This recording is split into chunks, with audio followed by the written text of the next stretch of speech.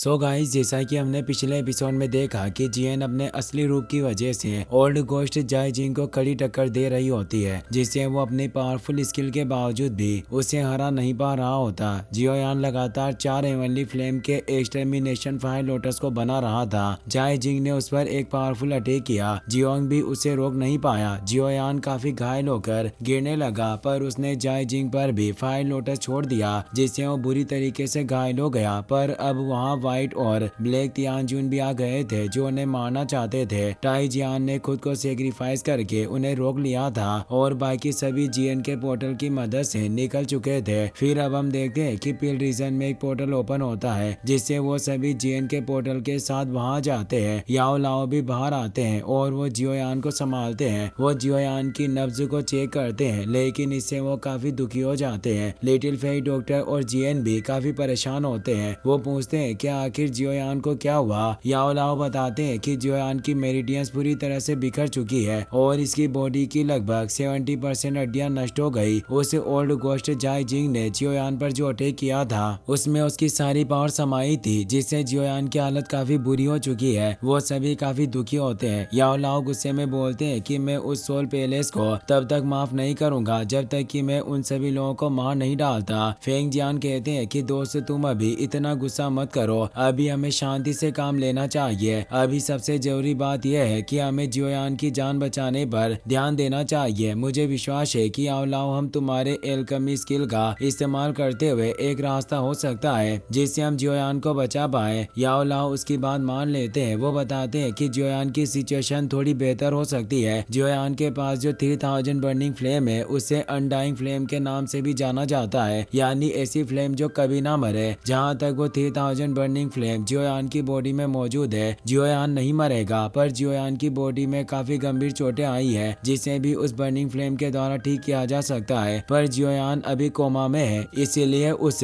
3000 burning flame की repairing power ऐसे ही अनायास काम नहीं करेगी। पर अगर हम ऐसी जगह ढूंढ सके जो 3000 बर्निंग फ्लेम के अनुकूल हो, जहाँ वो स्टार की पावर को एब्जॉर्ब करके जियोयान की बॉडी को रिपेयर कर सके, तो उसकी रिपेयर स्पीड काफी ज्यादा फास्ट हो जाएगी और ये जल्दी ठीक हो सकता है। फेंग जियान कहते हैं कि दोस्त, लगता है कि तुम भूल गए, पर हमने जिस फॉलिंग स्टार पवेलियन की स्थापना की थी, वो भी आसमान से आने वाले एक बहुत बड़े तारे यानी मीटियोरॉइड पर ही बनाया गया था। इसीलिए हम उसी स्टार की पावर का इस्तेमाल जियोयान को ठीक करने के लिए कर सकते हैं और वो जगह मेरे हिसाब से सबसे सुटेबल होगी। याओ लाओ खुश हुए बोलते हैं कि तुम ठीक कह रहे हो, हम उस मीटियोरॉइड की मदद से इस लिटिल बॉय की जान बचा सकते हैं। फेंग जियान कहते हैं कि भले ही हम जियोयान की जान बचाने में कामयाब हो, पर इसकी मेरिडियंस के नष्ट होने और गंभीर चोटों की वजह से इसकी कल्टिवेशन बेस पर काफी बुरा असर पड़ेगा और इसे अपनी कल्टिवेशन की फिर से शुरुआत करनी पड़ेगी। और जहाँ तक मैं इसके स्वभाव को जानता हूँ, इसके लिए ये दुख मरने से भी बड़ा होगा। लिटिल फेई डॉक्टर और जीएनबी से परेशान होते हैं, पर याओ लाओ हंसने लगते हैं और बताते हैं कि तुम्हें इस मामले की चिंता करने की कोई जरूरत नहीं है। जल्दी से जियोयान की बॉडी को छुओ और देखो कि इसमें क्या मौजूद है। क्या तुम्हें इसमें से कोई फेमिलियर फीलिंग आ रही है। फेंग जियान जब उसकी बॉडी को छूते हैं तो उन्हें महसूस होता है कि उसकी बॉडी में यिन यांग लाइफ सोल पिल मौजूद है। याओ लाओ बताते हैं कि इस पिल की वजह से जियोयान की सिर्फ बॉडी को रिपेयर नहीं की जा सकती, बल्कि ऐसे एक पुनर्जन्म लेने का भी एक नया मौका देती है, जिससे अपनी कल्टिवेशन के साथ ठीक हो जाएगा। पर इस पिल का इस्तेमाल केवल जीवन में एक बार ही किया जा सकता था। अब हमें ज्यादा वक्त बर्बाद नहीं करना चाहिए और जल्दी से इसे लेकर फॉलिंग स्टार पवेलियन में लेकर चलना होगा। जियोंग वापस से जियोयान की बॉडी को उठा लेता है और वो फॉलिंग स्टार पवेलियन की तरफ तेजी से आगे बढ़ने लगते हैं। वो सभी एक घने जंगल के ऊपर आ जाते हैं, जहाँ आसपास दूर दूर तक कोई नहीं होता।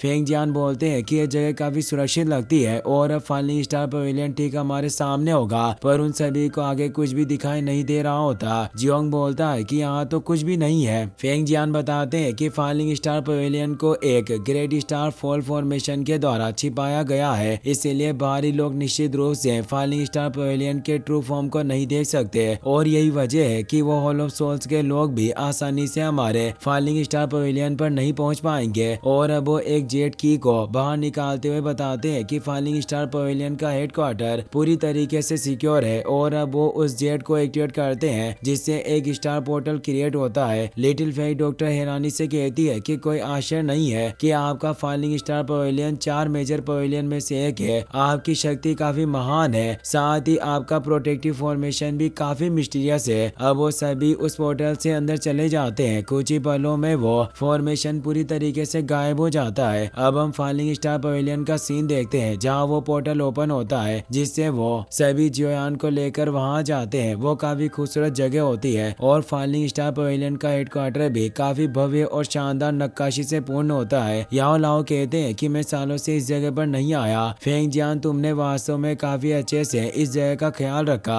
फेंग जियान बोलते हैं कि बेशक मैंने तुम्हारी अनुपस्थिति में भी इस जगह को काफी अच्छे से संभाला और सालों से पूरा फॉलिंग स्टार पवेलियन तुम्हारा इंतजार कर रहा है। ब्रदर याओ लाओ, तुम्हारा अब यहाँ स्वागत है। तभी अब मु किंग लुआन भी वहाँ जाती है। उसके साथ कुछ फाइट किंग गार्ड भी मौजूद होते हैं, जो सभी अपने मास्टर को देखकर उन्हें रेस्पेक्ट देते हैं और उन्हें डिप्टी मास्टर कहकर बुलाते हैं। फेंग जियान उन सभी से कहते हैं कि अब वक्त आ गया है कि मैं तुम सभी को फॉलिंग स्टार पवेलियन के असली मास्टर से मिलवाऊं। और वो बताते हैं कि आओ लाओ इस पवेलियन के असली मास्टर है। किंग लुआन उन्हें रेस्पेक्ट देती है और कहती है कि पवेलियन मास्टर, आपसे मिलकर मुझे काफी अच्छा लगा। बाकी सभी एल्डर भी अपने पवेलियन मास्टर का स्वागत करते हैं। यह देखकर याओ लाओ कहते हैं कि फेंग जियान, तुम बिल्कुल नहीं बदले, तुम बूढ़े हो गए हो, फिर भी तुमने इस फॉलिंग स्टार पवेलियन की मास्टर पोजीशन को छोड़ा हुआ है। अब हमें फालतू बातों पर वक्त बर्बाद नहीं करना चाहिए और जल्दी से लेकर जियोयान को टावर में चलना चाहिए। मु किंग लुआन जियोयान की हालत देखकर पूछती है कि यह इस तरह गंभीर रूप से घायल कैसे हुआ। फेंग जियान बताते हैं कि इसकी सोल पैलेस के 5 स्टार फाइट वेनेरेट के साथ एक बहुत ही भयंकर लड़ाई हुई। भले ही जियोयान उस ओल्ड गोस्ट का हाथ तोड़ने में कामयाब हुआ, पर जियोयान भी गंभीर रूप से घायल हो गया। मु किंग लुआन 5 स्टार फाइट वेनेरेट का नाम सुनकर चौंक जाती है। उसे विश्वास नहीं हो रहा होता कि जियोयान इतना पावरफुल हो चुका है कि उसके मास्टर से भी ज्यादा पावर वाले वेनेरेट के खिलाफ लड़ाई लड़ सकता है। फेंग जियान कहते हैं कि मेरे लिए भी जियोयान की शक्तियों पर विश्वास करना मुश्किल था, पर यही सच्चाई है। अब हम चलते हुए बात करेंगे और वो आगे बढ़ने लगते हैं। वो एक मीटेओरॉइड पर बने हुए टावर में आ जाते हैं, जहाँ वो जियोयान को स्टार मेज पर लेटा देते हैं, जिससे अब वो स्टार एनर्जी जियोयान की बॉडी में समाहित होने लगती है, जिससे जियोयान की 3000 बर्निंग फ्लेम जागृत हो जाती है और वो जियोयान की बॉडी को एनर्जी देने लगती है। 3000 बर्निंग बिस्ट भी दिखाई देता है, जो अब जियोयान के घाव को भरने लगता है। याओ लाओ ये देखकर खुश हुए बोलते हैं कि यह तरीका वाकई काम कर रहा है। फेंग जियान कहते हैं कि भाई याओ लाओ, आपको अब जियोयान की और ज्यादा चिंता करने की जरूरत नहीं है। जियोयान की मदद करने के लिए इस मीटेओरॉइड में पर्याप्त स्टार पावर मौजूद है, जिससे यह 3000 बर्निंग फ्लेम हमेशा जागृत रह सकती है। और मेरा मानना है कि जियोयान की चोटें भी कुछ ही दिनों में पूरी तरीके से रिकवर हो जाएगी। सभी इससे खुश होते हैं। एल्डर तियान वो कहते हैं कि यह लड़का निश्चित रूप से काफी भाग्यशाली है। जियोंग कहते हैं कि भाई जियोयान, जब तुम जाग जाओगे, मैं अपनी इकट्ठा की गई सभी मेडिसिनल मटेरियल को तुम्हारे सामने रख दूंगा। तुम उनमें से जो चाहो वो ले सकते हो। जियन गुस्से में उसकी तरफ देखने लगती है, तो जियोंग कहता है कि भाई तुम्हें चुनने की कोई जरूरत नहीं होगी, वो पूरा जड़ी बूटियों का ढेर तुम्हारा होगा। जियन खुश हुई कहती है कि अब जाकर तुम्हें अपने दर्जे की बात की है। लिटिल फेई डॉक्टर भी सोचती है कि मुझे उम्मीद है कि जियोयान तुम जल्दी ठीक हो जाओगे, तुम इतनी जल्दी मर नहीं सकते, तुम्हारा अभी बहुत से लोग इंतजार कर रहे हैं। याओ लाओ सभी लोगों से कहते हैं कि आप सभी बाहर चले जाइए, मैं जियोयान की देखभाल करने के लिए यहीं रुकूंगा।